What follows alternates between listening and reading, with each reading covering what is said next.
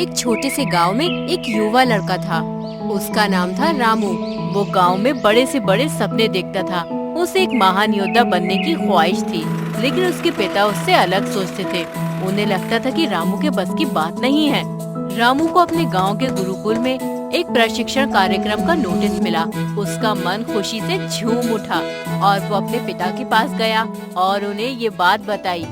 पिताजी, मुझे गुरुकुल में शिक्षा पाने का अवसर मिल रहा है। मैं चाहता हूँ कि आप मुझे वहाँ जाने के लिए अनुमति दें। गुरुकुल में जाओगे वो भी तुम? अरे तुम उस लायक नहीं हो बेटा। पर पिताजी, कोशिश करने में क्या जाता है? अरे कोशिश भी वहाँ पे की जाती है जहाँ पर सफलता मिलने की 1% भी गुंजाइश हो।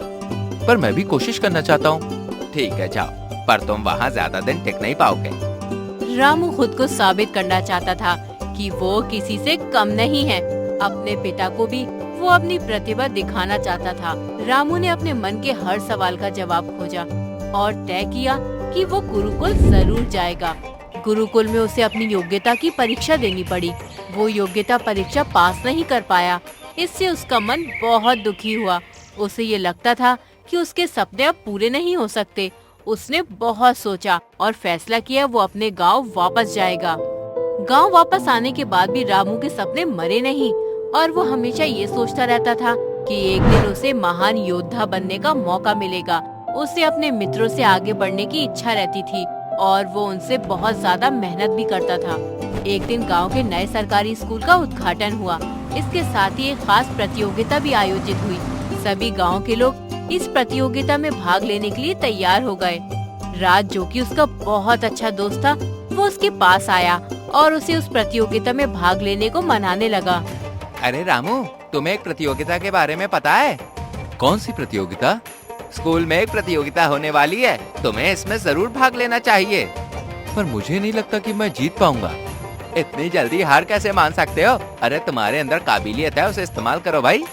तुम्हारी बातों ने मुझे बहुत प्रभावित किया है। अब मैं इस प्रतियोगिता में भाग भी लूंगा और देखना, मैं इसे जीतूंगा भी। हाँ, ये हुई ना बात। रामू को उस प्रतियोगिता में भाग लेने का अच्छा मौका मिल जाता है और अपनी प्रतिभा का जलवा दिखाने का भी। उसने खुद को तैयार किया और वो अपने मित्रों के साथ उस प्रतियोगिता में भाग लेने के लिए जाता है। प्रतियोगिता के दिन रामू का मन बहुत बेचैन था। वो प्रतियोगिता में अच्छा प्रदर्शन करना चाहता था और अपने पिता का सर ऊंचा करना चाहता था। प्रतियोगिता शुरू होने से पहले रामू के पिता उसके पास आते हैं। रामू, घबरा क्यों रहे हो? पिताजी, मुझे डर लग रहा है कि मैं ये कर भी पाऊंगा या नहीं कर पाऊंगा। यही मौका है अपनी मेहनत को दिखाने का। अगर तुम ये प्रतियोगिता जीत गए तो मेरा सर फख्र से ऊपर उठ जाएगा बेटा। मैं पूरा प्रयास करूंगा पिताजी। प्रतियोगिता के शुरू होते ही रामू ने अपनी सारी मेहनत और तैयारी दिखाई। उसने अपनी प्रतिभा का प्रदर्शन किया और आखिरकार प्रतियोगिता में विजयी हो गया। रामू का ये सफलता का पर्व हुआ। उसके मित्र उसे बधाई देने आए। लोगों ने उसे गर्व से देखा और उसे सराहा। उसके पिता भी उसे बधाई देने के लिए उसके पास आए। मुझे पता था बेटा कि एक दिन तू जरूर एक बड़ा योद्धा बनेगा।